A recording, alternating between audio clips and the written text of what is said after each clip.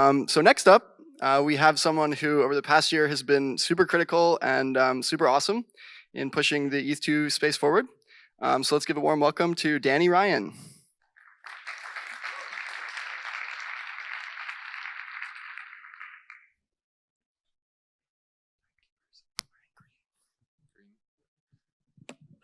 Hello, I'm Danny Ryan. I work with the Ethereum Foundation.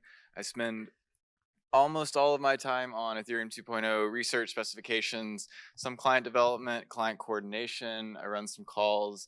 I try to do everything to help just move this thing forward.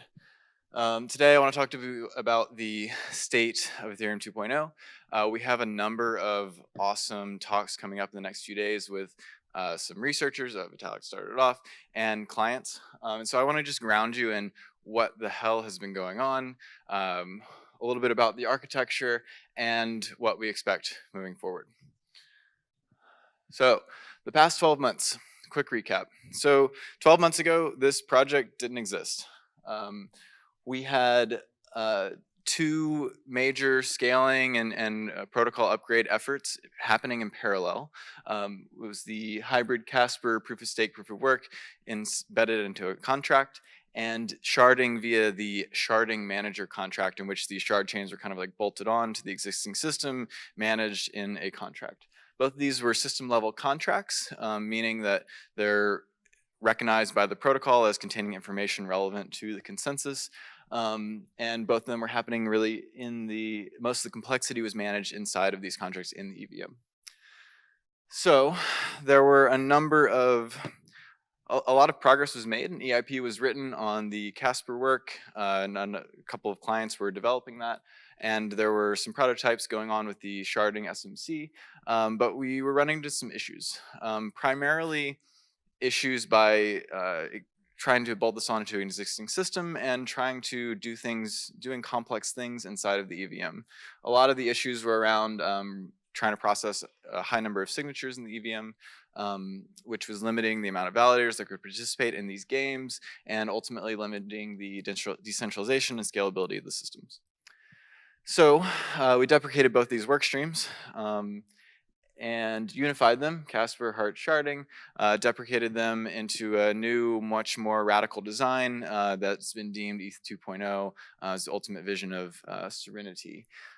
This radical new design has allowed us to make more bold decisions, re-architect from the ground up, and give us really a truly decentralized, scalable blockchain that we've all been looking for.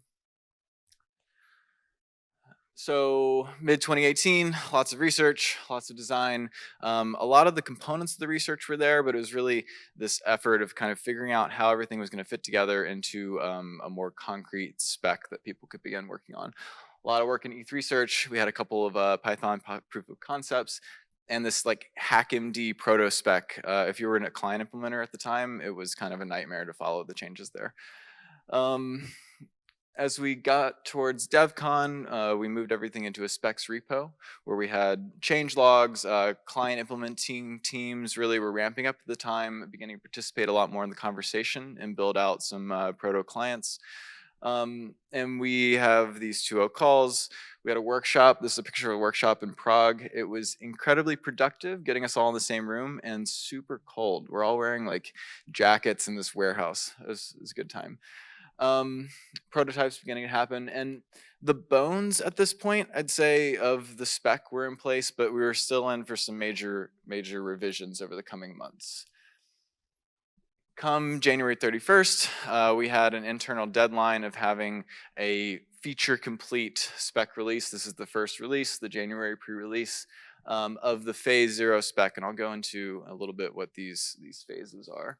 And this, for me and for the clients, was really the mark of, okay, we're out of research, we're into a full-blown engineering effort. And really, although there was a ton of client work going on before then, most of the incredible progress has really happened since this time point. So through today, there are a number of, congratulations, there are a number of testnets, single client testnets out, and a number that are in the works. It's been super exciting for me personally, just to be working on this project for so long and to finally see and feel something tangible. Um, Super pumped. This is just some dump of I think maybe it's Nimbus. Actually, I'm not sure. Of a testnet. The phase 1 specs are happening rapidly in parallel. Major simplifications have been happening on that front, and as I said, the initial client testnets. And we just had another workshop a few days ago. Super productive, getting everyone in the same room. Okay, so I want to take a break from timeline and things and talk a little bit about the client architecture. I know, especially when I talk to community members, they're very, they're like, okay, I understand proof of work. I understand the single chain paradigm, but I really, I was the guy that could explain everything to everyone, but I'm really struggling to understand the complexity of this new design. And so, yes, when you take one chain and you make 1,000 of them, there's more complexity. And when you move from proof of work to proof of stake, there's also much more complexity, because proof of work, although it has its problems, a lot of the complexity is handled extra protocol. And so we're bringing that complexity in with proof of stake. So it is a little bit more complicated, but I believe we can get an intuition for it. And so, as I said, there's a lot of talks about this, so hopefully I can get you grounded in it. So we have the proof of work chain. We have, this is the chain we know and love, stable, chugging along, has the community, has a lot of economic activity. This, in the new system, primarily serves as the economic seeds for Ethereum 2.0. Initially just handling validator deposits. And so moving beyond the proof of work chain, we have the beacon chain. The beacon chain is the core system level chain for the entirety of this new system. It's where the validators live. It's where finality occurs. So proof of stake finality, where we come to consensus on what is the head of the chain. There's an RNG in there, so random number generation via the participation and commitments of different validators. It's where the validator deposits live. So the rewards, the penalties, slashing, all of that occurs there. Rewards being, if you do your job well, you get rewarded. If you do your job poorly, you get penalized. There's also a group component to that. So if we all do our jobs well together, we all make a little bit more money. Whereas if we're all doing a crappy job, we might lose more money. And this notion of this thing we call the shuffling. Validators have a number of duties at any given time, and the combination of the current validator set with the output of the RNG dictates what validators need to be doing. So this beacon chain, it's a system level chain. It's no user activity happens here. It's just the core consensus of the system. It also serves as the backbone, or maybe the spine of the chain, where the shard chains are connected to. Shard chains are much more what we think of as a blockchain, at least from a user level perspective. The shard chains, each of these you can think of as like similar to the Ethereum 1.0 chain, where it has accounts and transactions and user level activity. These shard chains are, I think I have a, oh cool. These shard chains are connected back to the beacon chain via, we'll call these things crosslinks. And so one of the main jobs as a validator is you're assigned to a shard chain where you sync to the shard chain, attest to the availability of the data, and you sign a commitment attempting to make a crosslink back in. And so we take these recent references of shard chains and put them into the beacon chain. Now this reference does a number of things. One, the primary thing it does is that it routes the shard chain back into the beacon chain. And by doing this, to find the head of a shard chain, I find the head of the beacon chain, I find the crosslink, the latest crosslink for the associated shard, I go to that block, I'm now at the shard chain, and I find the head from there. And so it unifies the consensus of the shard chain back into the beacon chain. The other primary thing that these crosslinks do is they serve for the basis of asynchronous communication between shards. So if I have a user level transaction right here on shard 1 that wants to communicate to shard 1024, a crosslink is made. And then a crosslink, once the crosslink is made, a receipt that was emitted over here, because the shard chain over here knows about the root of the beacon chain. A claim can be made about this crosslink, about this receipt. The receipt is consumed and enacts essentially a transaction on the other. So these crosslinks really unify and bring the shard chains back into the beacon chain.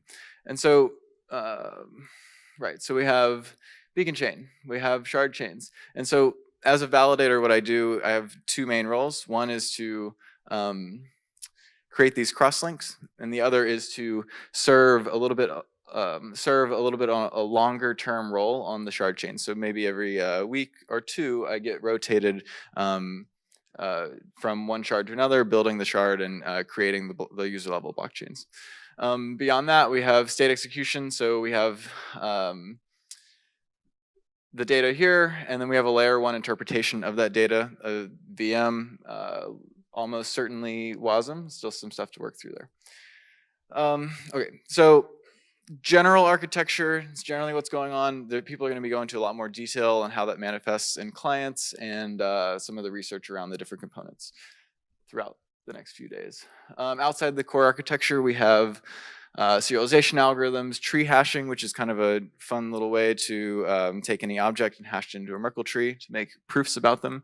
BLS 12381 and BLS aggregation, networking and discovery, libp2p, which is a modular P2P networking stack, Merkle proof formats, light client protocol, test formats. There's all sorts of stuff that sits right outside of this core architecture that really kind of puts the clients really together. Cool. Phases of development. So the development of ETH 2.0 is divided broadly into three phases right now. This is to help manage the complexity. Phase 0 is the beacon chain. It's the core system level chain, simply just a validator-based proof of stake chain. This is what has been primarily worked on with respect to the client development so far. And we do expect to launch simply this core chain without any user level activity. This is for a conservative approach, although it would be mainnet with real ETH and real rewards and penalties.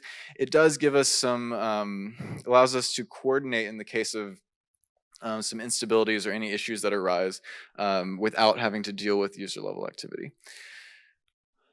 Phase 1 brings in the shard chains, but just shard chains as data. So just coming to consensus on this data, being able to build these chains, link them back into the beacon chain. It does not have user level activity still. It doesn't have a VM, an enshrined VM, transactions, accounts, the things that you're used to. And this is, again, to grow from the center out, adding complexity. This is largely a networking problem and something that I expect to launch not too far after this phase 0. Phase 2 is to add a enshrined layer 1 interpretation of the data. So adding accounts, contracts, the VM, transactions, state executions, and the cross-shard transactions, cross-shard communications. This, I say a layer 1 interpretation because although prior to phase 1, we can still use this data layer for interesting things. Anytime we come to consensus on data, anyone layer 2 can choose to interpret that data however they want. There's lots of cool scaling solutions you can do just with the data. So those are the primary phases of this core architecture. There's some stuff we've been talking about that we want to do in parallel. This is not 1x. These are potential things that we want to do to improve 1.0 utilizing 2.0 while 2.0 is being developed. One thing that we wanted to do is utilize the 2.0 beacon chain to finalize the 1.0 chain. This is very similar to the Casper, the hybrid proof of work, proof of stake, where we're using a contract to finalize the proof of work chain. We can use the beacon chain in the same way. Seems like a lot of the community members are pretty into this idea of leveraging the security of the proof of work chain with the validators and potentially reducing rewards. After that, we can expose the 2.0 state roots. So the beacon chain state root you can make proofs via the beacon chain state root about the data and state of any of the shards. So by exposing the 2.0 state root in 1.0, we can then leverage the shard chain data layer for tons of interesting scalable things. Like the one thing that's barely been talked about is using it as a data availability layer for ZK rollup. Phase, and these are not canonical letters. I just threw them out there, but and they're a little bit in flux. But phase C, with the, at least through phase 0 and 1, there's no fungibility between these two systems, between the ether on these two systems, and it's definitely something that the community is interested in. So as we move along this, if we have finalized and we are exposing the state roots, there are some options on doing fungibility. So if the community is really interested in it and it's technically feasible, it might go down that path. And then phase D is really just, what do we do with the 1.0 chain? There's a number of options. One might be to roll, and I won't go into detail right now, don't have too much time, but roll the 1.0 chain into 2.0, probably via stateless contract, or keeping it living as this like external appendage of the system that highly uses the security of the 2.0 chain and just kind of lives in perpetuity. There's some trade-offs here, some different technical challenges, and really it boils down to what the community really wants to see. Progress is being made on all of these. A lot of this depends on light clients, 2.0 light clients. But again, progress is made, highly in flux still. The path from here, much work, many hands. That's not a minus sign, that's a tilde. Somebody pointed out it looks like a minus. There's approximately 100 people working on this, which is wild. There are 10 clients, roughly, of various commitment size, stability, etc. I wasn't going to name them all, but I think I'm going to try to name them all. Okay.